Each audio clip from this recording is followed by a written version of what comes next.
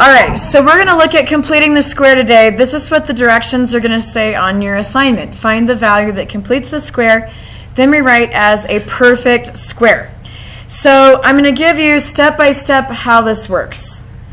So step 1 is to take the number that's with your linear term, the term with just the x in the middle, and divide by 2. So step 1 is to divide, I'm going to write the number, divide 8 by 2. So 8 divided by 2 is 4. Okay, so it's always this number that's in the middle.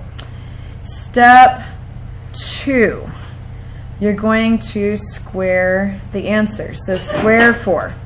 So 4 squared is 16. That is the number that we're going to put in the blank up here. 16. So that is the number that completes the square.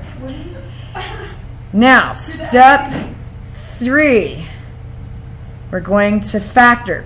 So if I'm factoring x squared plus 8x plus 16, and you make your x, we're looking for numbers that multiply to make 16, that add to make 8. So what would that be?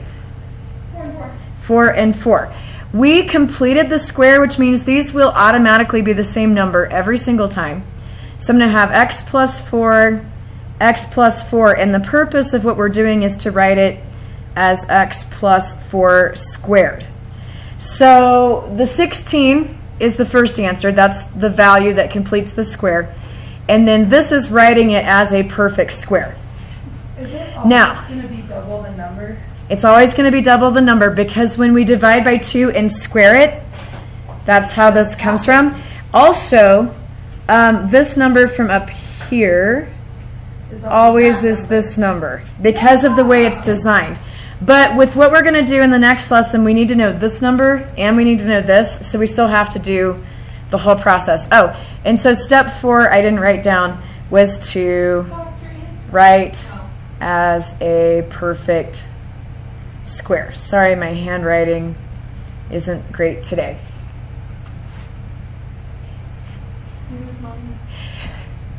Alrighty, so our next example that we're going to do, I'm going to put a minus in there. X squared minus 12x plus blank. Sometimes they'll put plus c and they'll tell you to figure out what c is. Sometimes they'll put a blank. But they want to know what the what number it is to complete the square. So I'm going to rewrite the steps. You can just do the math part of the steps if you want for the second one. So step 1, we're going to divide that minus 12, negative 12. We're going to divide by 2, which gives me negative 6. Step 2, we're going to square that. So if you're using a calculator, a graphing calculator, you'll need parentheses because we want to make sure it's squaring the 6 and the negative. Negative 6 times negative 6 makes positive 36. This number over here that you find that completes the square will always be positive, even if this number is negative. Does it change it if you put it in parentheses or not on the calculator? It does. So if you just type in negative 6 squared without the parentheses, it'll tell you it's negative 36. Because it's thinking negative 6 times 6, not negative 6 times negative 6. So yes, if you're using the calculator for that, you'd have to do parentheses, although you should be able to do it without. All right, so step 3 is to factor. So we'll come over here, multiplying to make 36 and adding to make negative 12. So negative 6 and negative 6. Look, it's that number we had from step 1. Whoa! So it's x minus 6 and x minus 6.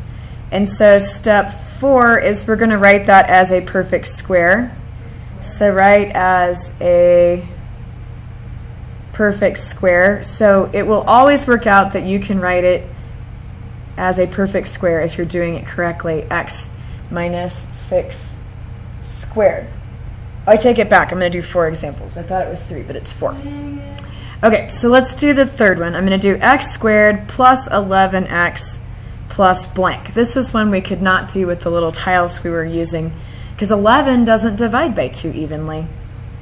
So on step 1, we're going to take 11 and divide by 2. So if I take 11 and divide it in half, what do I get?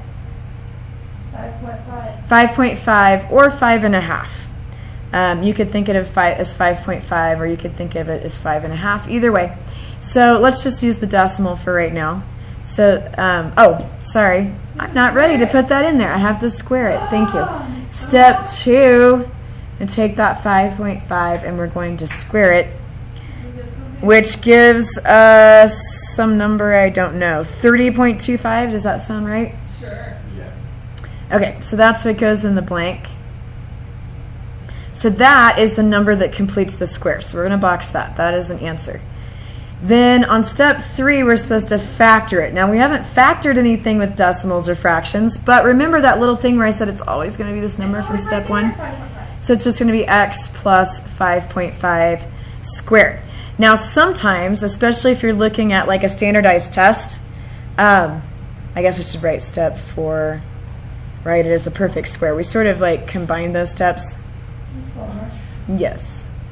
So, sorry. All right, so you might just do x plus 5.5 squared. You could also write it as x plus 11 halves squared. This is what might show up on a standardized test, so just realize there are other forms. Can you just skip The problem is you have to know this number too. Okay. So no, you can't skip it. And when we get into equations tomorrow, this number is going to be important because we're going to add it to one side of the equation and then add it to the other side before we factor. Every year somebody asks if we can just skip down, to, just do this and factor it. No, because we also will need to know this number. You don't see the big picture yet, but that's what's coming. Okay, so there's one more type of example I want to show you. Let me put a number in front of the x squared. Let's say that I have 2x squared minus 6x. You cannot complete the square with a 2 in front of it. So what do you figure we would do? So kind of like dividing by 2, but it's really factoring because it doesn't go away.